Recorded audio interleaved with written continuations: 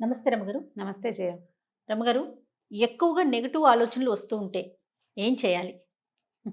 అది ఆలోచించడం చెడుకు మానేయాలి. సంకేతమా? ఆలోచించటం మానేసేయాలా? మానేయాలి. చెడుకు సంకేతం కాదు జయ. అవునా? హ్మ్. అంటే జీవితం పట్ల భయము, అభద్రతా భావము, ప్రపంచాన్ని నమ్మలేకపోవటము, ఎక్కడైనా ఒక నమ్మక ద్రోహాన్ని చవిచూడడము వల్ల అలా మనసు వీక్ అయిపోతుంది. హ్మ్. భయం. మరి పిల్లలకి ఇప్పుడు పెద్దవాళ్ళమంటే కొంచెం ప్రపంచాన్ని చూసుంటాం కాబట్టి తెలుస్తది. పిల్లలకి వస్తా ఉంటే ఎప్పుడు నెగెటివ్‌గానే ఆలోచిస్తా ఉంటే అంటే ఎలాంటి చూసిన నెగెటివ్ అంటావు? ప్రభావం అంటారా? కాదు. ఎలాంటి నెగెటివ్ అంటావు? ఎలాంటిదంటే నేను ఎగ్జామ్ బాగా రాయనేమో, ఆ! లేకపోతే నాకది కొనీరేమో, హ్మ్. అమ్మకేదన్నా అవుతదేమో, నాన్నకేదన్నా అవుతదేమో, బయటికెళ్తే మళ్ళీ తిరిగి ఇంటికి రారేమో, ఇలాంటి ఆలోచనలున్న పిల్లల్ని నేను చూసాను రమ్మగారు. అంటే బయటికెళ్తే తిరిగి రాలేనేమో అని కాదు గానీ, ఎగ్జామ్స్ వాటి పట్ల ఆ! బాగా రాస్తానో, రాయనో అని బెంగుందంటే భయం ఉందనమాట. బాగా రాకపోతే భయమేస్తుంది. సబ్జెక్ట్ రాకుంటే. సబ్జెక్ట్ రాకపోతే వాళ్ళు ధైర్యంగా ఉండటం లేదు. వచ్చిన దాని పట్ల. నాకొచ్చేసింది అనుకోవట్ల. కొంతమందికి రాకపోయినా ఏ భయము ఉండదు ఆ! వాళ్ళకి. ఆ! కొంతమందికేంటంటే చదువుతారు, మర్చిపోతున్నాం అనిపిస్తుంది. మర్చిపోతారు. రాసేటప్పుడు గుర్తురాదు. భయం వల్ల ఇది జరుగుతాయి. వాళ్ళకి ఆ భయాన్ని పోగొట్టాలి. ఆ భయాన్ని పోగొట్టాలంటే పిల్లలకి ప్రధానమైనదేంటంటే మంచి ఫిజికల్ ఎక్సర్‌సైజ్ ఉంచాలి జయ. హుహు. తర్వాత ఎంతసేపు భయపెట్టినట్టు మాట్లాడకూడదు. వాళ్ళొస్తారు, వీళ్ళొస్తారు, అదిగో తాతొచ్చి కొడతాడు అట్లాంటివి చెప్పకూడదు. ఓకే. వాళ్ళు ఊరుకోరు, వీళ్ళు ఊరుకోరు, ఆంటీ కొడుతుంది ఇట్లా చెప్పకూడదు. చాలా మందికి అదొక ఇది. ఇప్పుడు మన ఇంట్లోకొచ్చాడు ఓ పిల్లాడు. వాడేదో తింటే వాళ్ళ మమ్మీ "ఏయ్ తీయకూడదు ఆంటీ కోపం వస్తుంది. హ్మ్. ఆంటీ కొడుతుంది." హ్మ్. హ్మ్. ఎందుకు కొడుతుంది ఆంటీ? వాడికింక ఆంటీ మీద భయం వచ్చేస్తుంది. అలాంటి భయాలు అవి లోపల ఉండిపోతూ ఉంటాయి. సరిగ్గా చేయకపోతే అమ్మ కొడుతుందనే ఫీలింగ్ కూడా వస్తుంది వాడికి. కొంతమంది పిల్లలు ఆంటీ కొడితే కొట్టిందని పీకేస్తారు, లాగేస్తారు. అవును. హైపర్ యాక్టివ్‌గా ఉండే పిల్లలు. ఆ! కొంతమంది కొంచెం మెతకగా ఉండేవాళ్ళు ఉంటారు కదా! వాళ్ళకి భయం. హ్మ్. ఆ భయం మెల్లిగా అట్లా కూడుకొని పెద్దదైపోతుంది. జీవితంలో నెగటివిటీని చవిచూసిన వాళ్ళు. ఏదో బాగా చేద్దామనుకుంటారు, చెడిపోయిద్దనుకో. ఇంటిల్లిపాది తిట్టిపోసారనుకో. హ్మ్. మళ్ళీ చేసేటప్పుడు భయంగా ఉంటుంది. భయమేస్తుంది. ఇప్పుడు మనం నెయ్యే అందులో తీసాం. అవును. చుక్కలు పడ్డాయి. మనం కంచాల దగ్గర చేస్తాం ఆ పని. నెయ్యేసి కింద పడంగానే నాన్నో, అమ్మో రియాక్ట్ చూసావా ఇదంతా పోసేస్తావు? ఇట్లాగే చేస్తావు నువ్వు. ఇదంతా ఎవడు తుడుస్తాడు? పని చేస్తే తెలిసి నన్ను అరిచి పోట్లాడాననుకో నేను.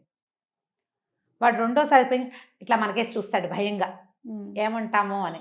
ఒక్కొక్కళ్ళు హార్ష్‌గా రియాక్ట్ అయిపోతారు. చేతులు వంకరా అని కొట్టేస్తారు. ఓ దెబ్బేస్తారు. నువ్వే తుడు అంటారు. అప్పుడేం చేస్తారంటే పిల్లలు చేసిన చిన్న పొరపాట్లను దాచేయాలని చూస్తారు కొంతమంది. హ్మ్. అదేంటంటే రెబెలియస్ ధోరణి అనమాట. ఓకే. కొంతమంది మెతకగా ఉండే పిల్లలేంటంటే ఏదైనా అయితే వీళ్ళు ఎలా రియాక్ట్ అవుతారోనన్న భయంతోటి అలా నెగెటివిటీ అట్లా కూడుగట్టి సరిగ్గా అవదేమో పని అన్న భయానికొచ్చేస్తారు. ఇంక మరి పెద్దవాళ్ళ విషయానికొస్తే అండి? పెద్దవాళ్ళకి వాళ్ళకే జీవితంలో నెగటివిటీని చూస్తూ ఉంటారు పాపం. ఇలా కాకుండా ఏదో పెద్ద శ్రమపడి ఒక వ్యాపారం పెడతారు. పెళ్లి సంబంధాల దగ్గర కూడా జయ. పెళ్లి సంబంధం కుదిరిచ్చాం. మనమే ఫ్రెండ్స్‌కి ఎవరికో చెప్పాం. అదేదో అటర్ ఫ్లాప్ అయింది పెళ్లి. వాళ్ళు కనపడ్డప్పుడల్లా మననేదో ఒకటి అంటారు గదా! అంతేగా. మనం ఎవరికైనా చెప్పాలంటే భయమేస్తుంది. ఆ! రెండోసారి. రెండోసారి చెప్పం. ఏదైనా మాట తేడా వస్తే మళ్ళా చెప్పటానికి భయమేస్తుంది.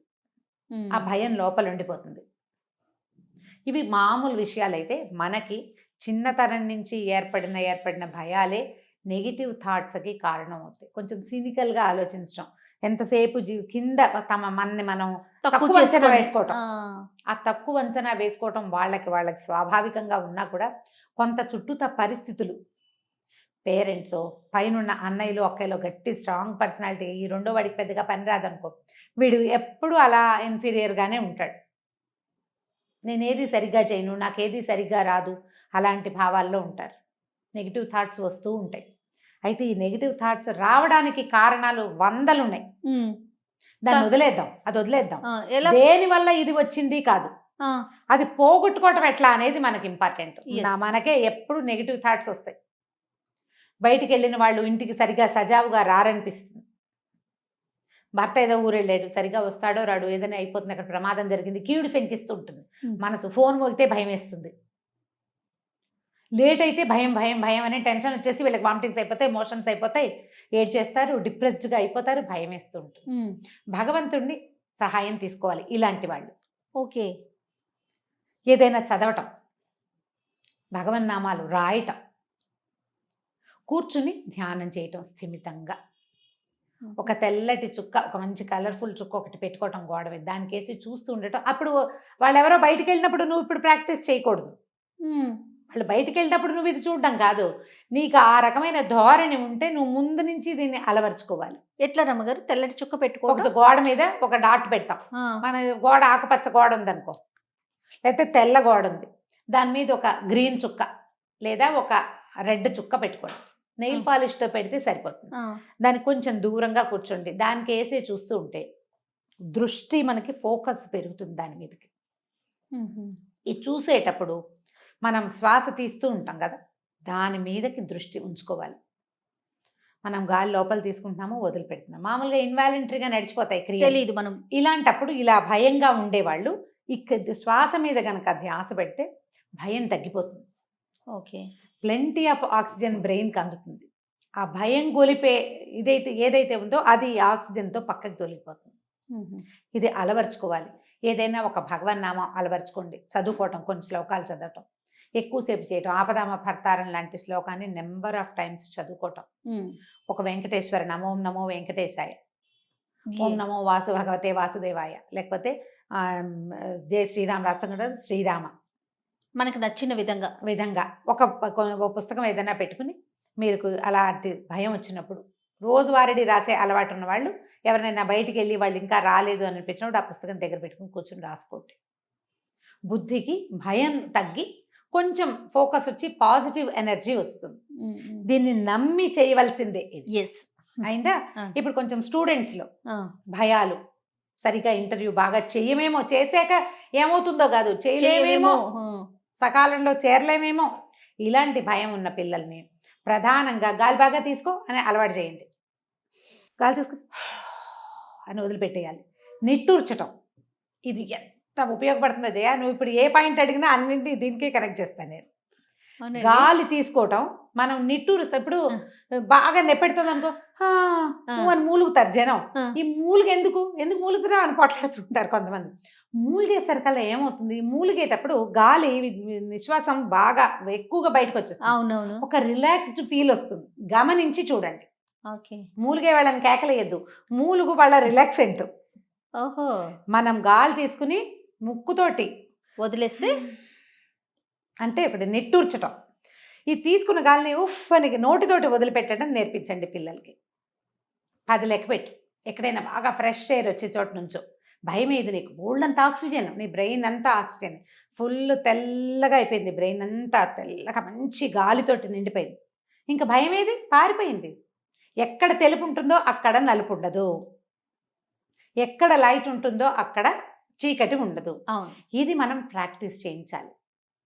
నీ లోపల వెలుగుని నింపుకో అని చెప్పాలి. లోపల వెలుగుని నింపాలంటే ఎట్లా ట్రై చేయాలి? ఈ చుక్కలు లాంటివి కళ్ళు మూసుకుని బోల్డ్ అంత లైట్తో నా బ్రెయిన్ అంతా నిండిపోయింది, నా హార్ట్ అంతా నిండిపోయింది అని ఫీల్ అవ్వటం.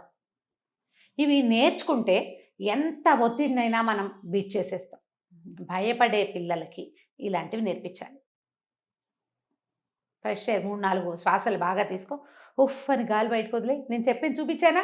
ఇక అదే మార్గం. తప్పకుండా ఇలా నెగిటివ్ థాట్స్ ఎక్కువ వచ్చేవాళ్ళు తరచుగా ఏదైనా తోటలు, బాగా పువ్వులు, బాగా చెట్లు ఉన్న ప్రాంతాలకి వాకింగ్కి వెళ్ళాలి. అలాంటి చోట్ల తిరగాలి. వీళ్ళు పాతబడిన పురాతన మందిరాలు, తర్వాత మీ కొండలు గుట్టలు ఎక్కటాలు, వాటికి వెళ్ళిన కొద్దీ నెగిటివ్ థింగ్స్ పెరిగిపోతుంటాయి, ఆలోచనలు. ఇప్పుడు అవి ఎండిపోయి శిథిలంగా ఉన్న ప్రదేశాలు కదా, అక్కడ ఏం పాజిటివిటీ కనపడుతుంది? పాజిటివ్ థింగ్ అంటే ఏంటంటే పరిడ వెళ్ళి ఉండటం. అది బ్రహ్మాండంగా పెరుగుతుంది. నేను ఇంతున్న మొగ్గ ఇంత పెద్ద పెద్ద పువ్వులు పూసేస్తుంది. అవి చూపించాలి. పిల్లలతోటి గింజలు మొలకెత్తించడం, వాడి పేరుతోటే ఒక ఏబిసిడీలు పేరు ఆదిత్య పేరుందనుకో, ఏ అక్షరం షేప్లో మట్టిలో ఈ విత్తనాలు చల్లించడం. ధనియాలు లాంటివి, మెంతులు లాంటివి, ఆ ఏ ఇట్లా పైకి పెరుగుతుంటే వాటిలో పాజిటివిటీ పెరిగిపోతుంది. మీ సొంతానికి కూడా మీరు ట్రై చేసి చూడండి. మొక్కలు పెంచే వాళ్ళకి పాజిటివ్ థింకింగ్ ఉంటుంది. అవునండి. వాళ్ళకి భయం ఉండదు. ఆ ఎదిగే దాన్ని చూస్తుంటాం, కట్ చేస్తాం, మళ్ళీ పెరుగుతుంది. పువ్వులన్నీ తెంపేస్తాం, రేపటికి మళ్ళీ మొగ్గలు ఉంటాయి. ఇంతే మొగ్గ కనపడుతుంది, ఎల్లుండికి ఇంత పెద్ద మొగ్గ, అవతల ఇంత పెద్ద పువ్వు. జీవితం మీద ఆశ కలుగుతుంది. మీకు నిరాశావాదం ఉన్నా లేదా నెగిటివ్ థాట్స్ వస్తున్నా, మంచి గాలిని పీల్చటం, ప్రపంచంలో ఉన్న సౌందర్యాన్ని ఆస్వాదించేందుకు అలవాటు చేసుకుంటే ఇవి తొలగిపోతాయి. డెఫినెట్గా ఫుల్ గ్రీనరీ కావాలి మనకి. అంతే. మనం కాంక్రీట్ అంటే జంగిల్లో ఉంటే దృష్టిని మరల్చాలి అంతే మరల్చాలి. కదరా మేడం? అంతే అంతే, అంతకంటే ఏం ఉండదు. ఏం లేదు, చీకటిగా ఉంది, ఏం చేస్తావు? వెలుగులోకి వెళ్ళు. అంతే. లేదా అక్కడ వెలుగు తెచ్చుకో, తెచ్చుకో. లైట్ వేసుకో అక్కడ ఒకటి, దాంతోటే సరిపోతుంది. ఇంకేం చెయ్యక్కర్లా. జస్ట్ మన ఆలోచనల్ని మార్చుకోవాలి. నీకు చాలా టెన్షన్గా ఉంటే గాల్లో కాసేపు నడు, మొక్కల మధ్య నడు, తగ్గిపోతుంది. చెట్టు మొక్కలు పెంచండి ఇంట్లో, చిన్న చిన్నవి. పిల్లలు వాళ్ళ సొంత మొక్కలు వాళ్ళు పెంచుకునేలాగా ఎంకరేజ్ చేయండి. తరచుగా ఏవైనా గిఫ్ట్లు ఇచ్చేటప్పుడు ఒక మొక్కలు, చిన్న చిన్న కుండీలు, ఒక మనీ ప్లాంట్లు, పెద్దగా గాలి అవసరం, ఎండ అవసరం లేని మొక్కలు ఇప్పుడు చాలా అవునవును. కనపడుతున్నాయి. అవును. వాడి మొక్క వాడే పెంచుకుంటాడు. ఓకే. ఒంటరిగా ఉన్న పిల్లలకి పెట్స్ కూడా ఆ, చాలా సహాయం చేస్తాయి. కుక్క పిల్లలు అవునవును. అలాంటి వాటిని కూడా. కాకపోతే దాని మీదే ప్రాణం పెట్టుకుని ఉండటాలు అవి చేయనివ్వకుండా చూసుకోండి. కానీ పెట్స్ లేదా బయట అబండన్గా కుక్కలు తిరుగుతుంటాయా, ఏదో ఒక కుక్కకి పిలిచి వాకిట్లో అన్నం పెట్టడం, వాడు ఆ కుక్కతో కొంచెం స్పెండ్ చేస్తాడు కాస్త, ఇది మనది అనే ఫీల్ ఉంటుంది వాడికి. అలాంటప్పుడు కూడా ఈ నెగిటివ్ థాట్స్ తగ్గిపోతాయి. డెఫినెట్గా మంచి టిప్స్ చెప్పారు అమ్మగారు. నమస్తే. నమస్తే చెల్లి.